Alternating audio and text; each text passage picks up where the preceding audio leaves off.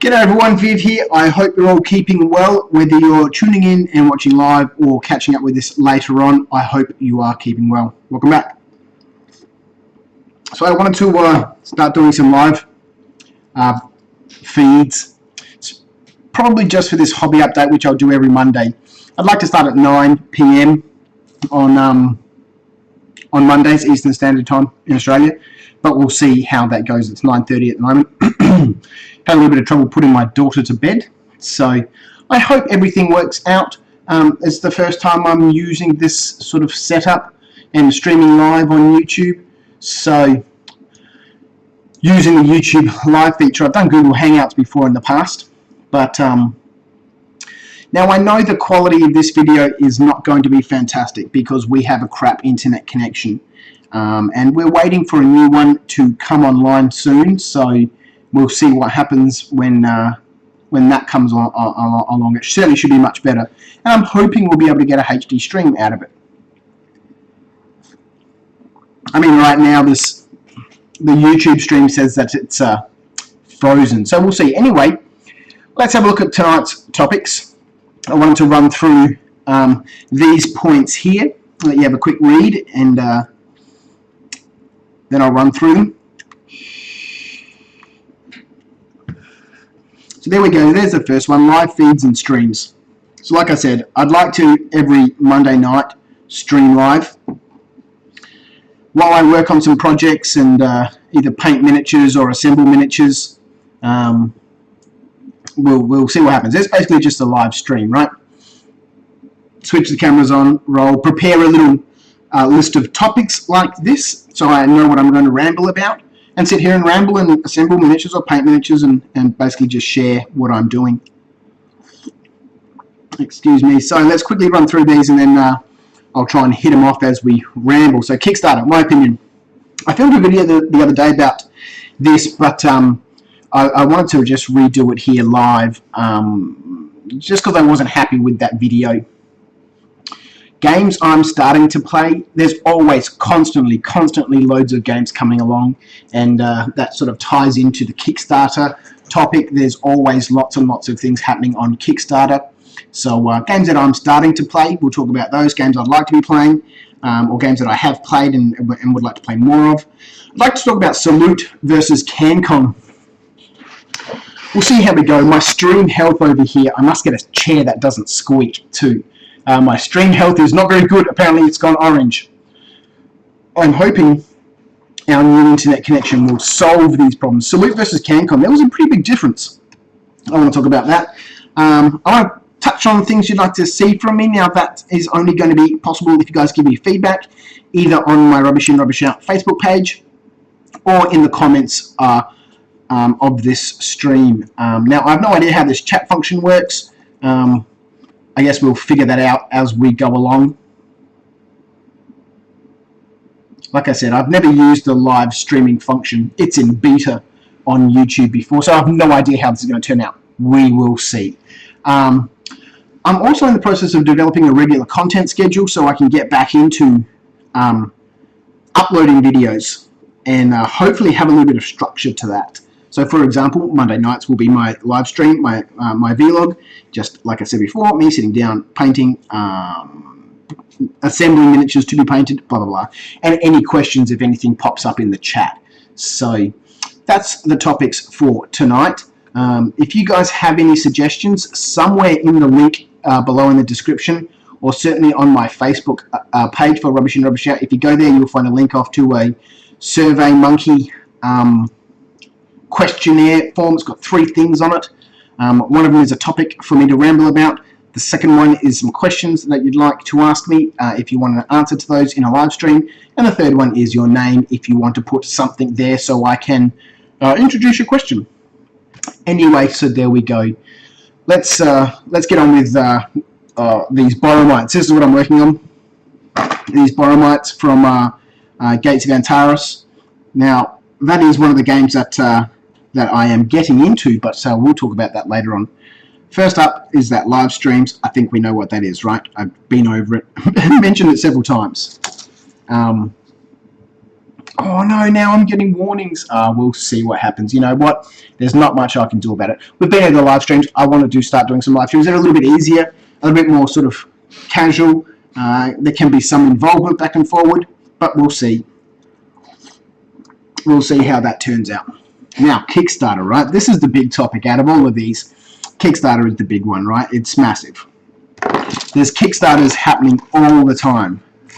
Every month there seems to be 3 or 4 Kickstarters that I'm aware of that come across my desk, so to speak, for new games or new terrain or some miniature board game or something like that. There's heaps of them. Now, is that a problem? Is that a problem, and what are the futures for those games that get launched on Kickstarter?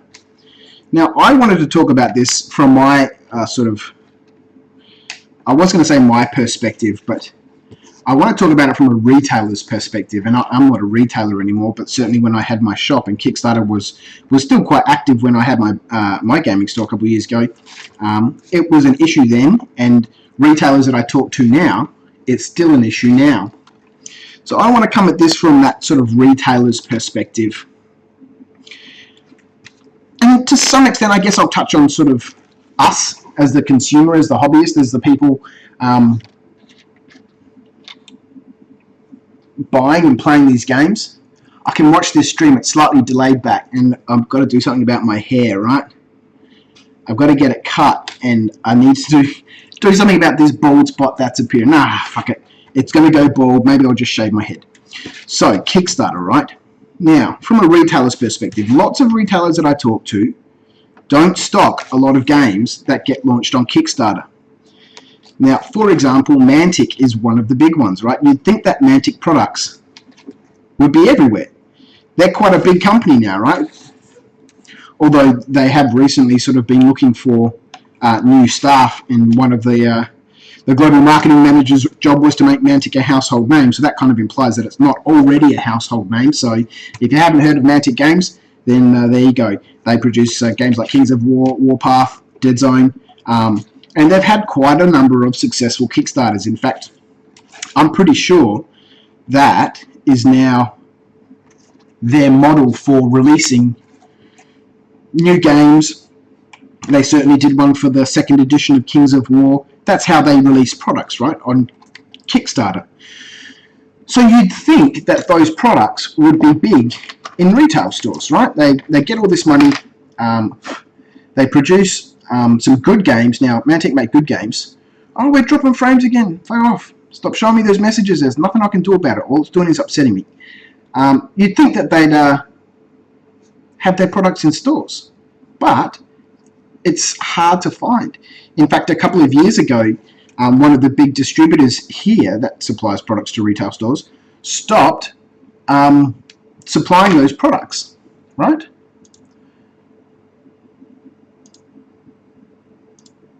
It wasn't possible to buy those products from a distributor anymore, Mantic products. Why? Because of Kickstarter.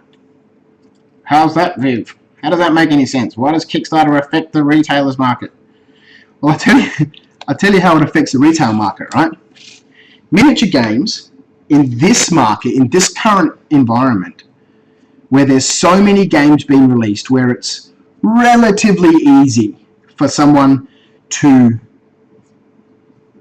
get some groundwork done, put a set of rules together, get a couple of miniatures sculpted, or get some 3D sculpts done, and then launch a Kickstarter, show some renders, show some rules, and run a Kickstarter and release a game.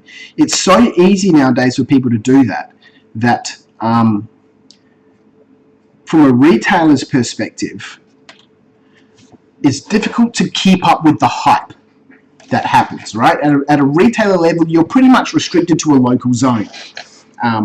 That's really all you can reach, is the people in your local area. Unless you've got like a really good online social media presence, that doesn't necessarily mean that you're selling a lot of product on the internet. A social media presence is different than selling stuff via your web store. And if you're not selling stuff, you're not making money. If you're not making money, how the fuck are you going to pay your bills, right? All of this comes back down to making money, right? Because that's what retailers do. We don't open up stores and spend thousands and thousands and tens of thousands of dollars to sit in our store, not have time to play games, and not make any money. Anyway, we're sidetracking slightly here. So all of this hype that gets generated on Kickstarter and social media every time someone shares a Kickstarter is fantastic for those Kickstarters. That hype used to exist in retail stores, and it was advertised through gaming magazines, right? And certainly to a more recent extent, we're not talking about the mid-90s here, online media, right? Hype would be built, people would get excited, they'd talk at their local games club, and a product would get released, and they'd rush off to the retail store and buy it. And it wasn't uncommon for retail stores to have midnight screenings, midnight openings. For example, when I had the Bunker and there were a couple of other stores around that no longer exist, we weren't allowed to preview Games Workshop products for a while until the day of release. So the day of the release starts at 12:01 a.m., right? You want people to buy that from you. You want to maintain a certain amount of hype. So you open the store at 12:01 a.m. or you don't close the day before. People line up, come in, buy their overpriced little toy soldiers, and off they go. And you, as a retailer, have done your job. You've sold product to the market.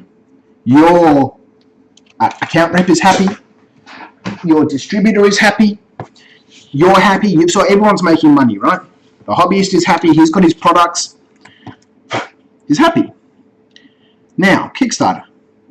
Kickstarter comes along and entirely removes all of that hype that existed in the retail environment and pops it purely into the domain of the internet. So hype is built, people are talking, maybe there's some reviews in some magazines, certainly on blogs and podcasts, and people are talking about it, right? The hype is building. Now, instead of those products being released to a retail store where people can go and buy them, they're sold directly to the consumer from the Kickstarter, right? How is this still a problem? Well, A, the retailer's not involved, so he's not making any money. That's not a problem. Why does the consumer care about the retailer? Because of this flow-on effect that then happens. All of that hype that gets built, when someone goes to a retail store and buys that product, and they talk to their friends, and their friends get excited, and they go to the retail store and buy the product, that's all happening in a very short period of time, a matter of months, 2, 3, maybe 4 months. When a new product is launched, that's where a retailer makes most of their money, on that product. And then it gets drawn out over an extended period of time before there's new releases that come along, and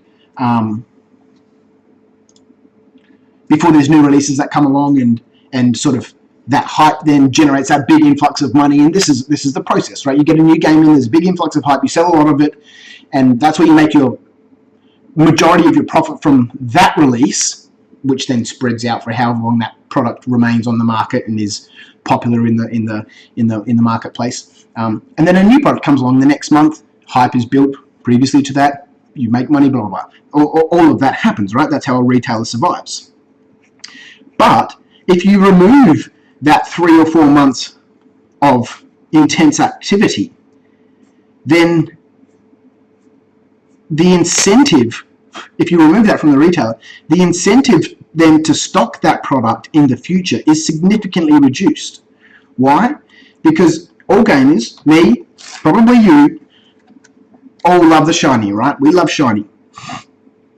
Something on Kickstarter comes along, it's fantastically successful, lots of pledge goals, lots of hype, lots of people talking about it.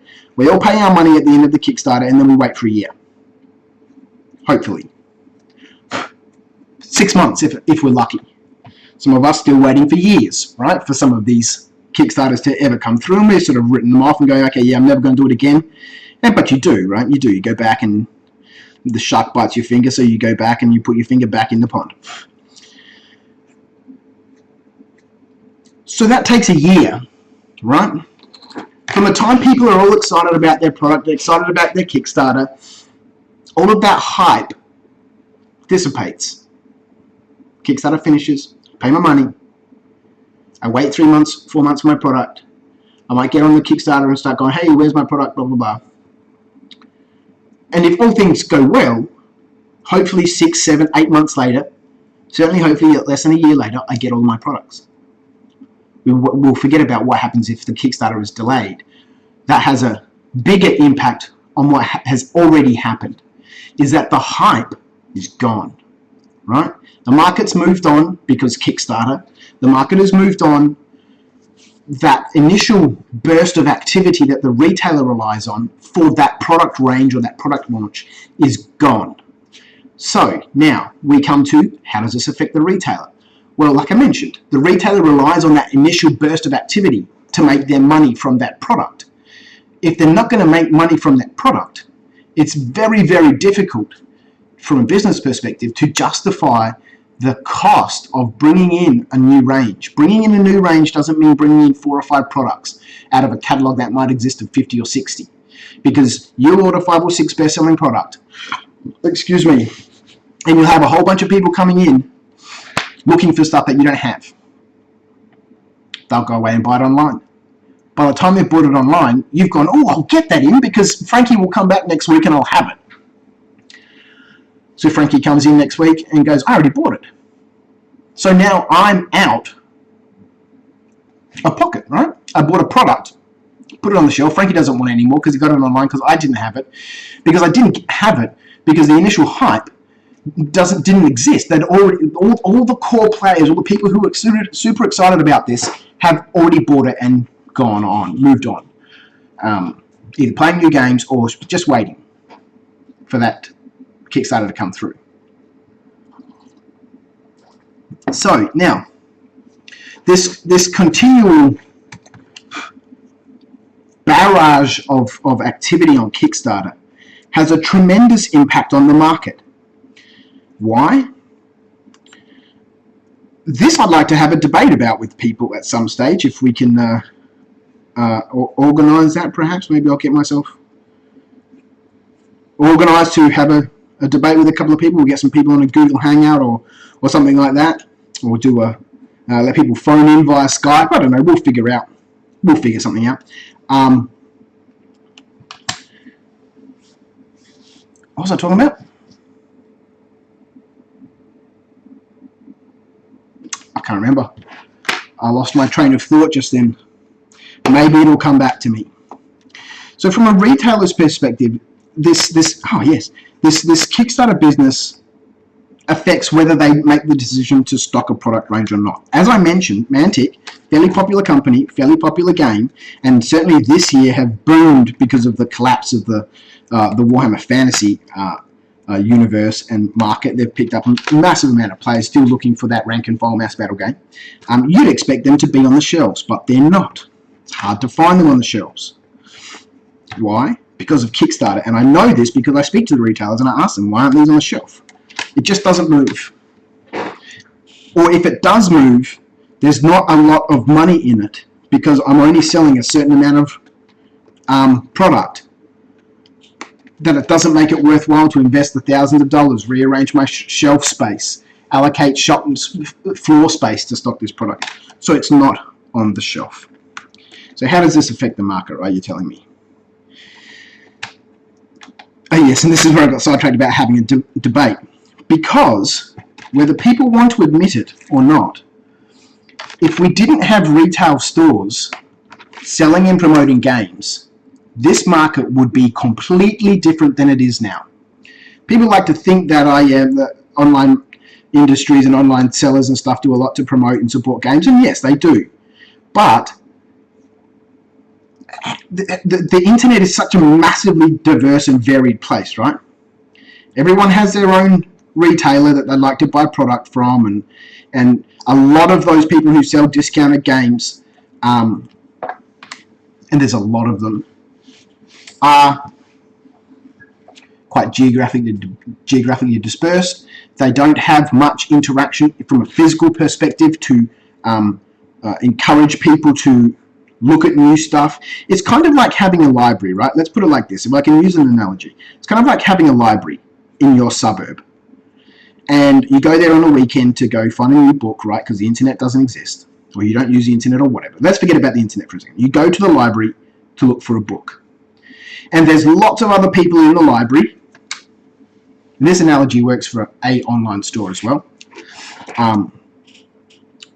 Lots of other people there, you're talking to other people, you're looking at stuff, someone recommends a book, so you look at that book, you spend a bit of time there, you get thirsty, you buy a drink, and then you sit down for a little bit and you read that book, and then you get a little bit hungry, so you buy some chips, and then you have another drink because the chips were salty, and anyway, you're hanging out and socialising in this environment, spending a little bit of money at the library, and everything is good.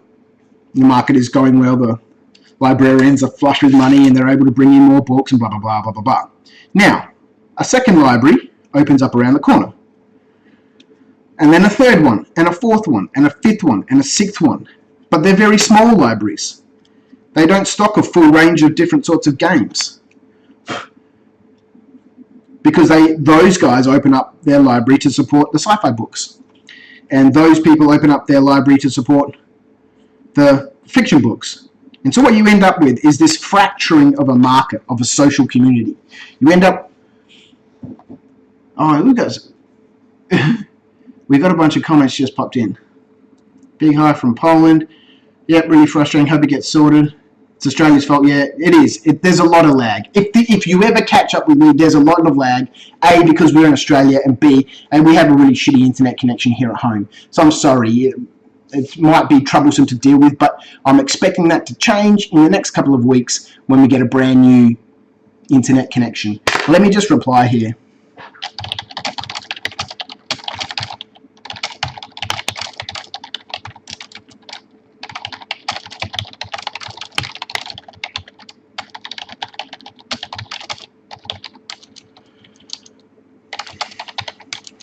With a much faster connection. Okay. To end up with this market that's fracturing, right? Shit, it's 30 minutes and I've got a fucking bunch of topics to talk about here. I don't know, I guess you might be able to tell, right? My opinion of Kickstarter, I don't think it's very good for the market. For a whole bunch of the reasons that I've been talking about and mentioning. From a retailer's perspective, it's not good. They're not making money, which leads into this next problem, which I'm talking about here, this library, this analogy of this fracturing of the market from a sort of social hub where all different sorts of people can interact and engage with each other. Where I perhaps might possibly bump into someone who loves sci-fi books and be able to say, hey, listen, yeah, I've read this book. It's kind of sci-fi. I think you might be interested in, but it's got a really weird sort of Victorian steampunk sort of flavour to it. I think you might enjoy it. Try dropping the bandwidth if I can. Let's have a look.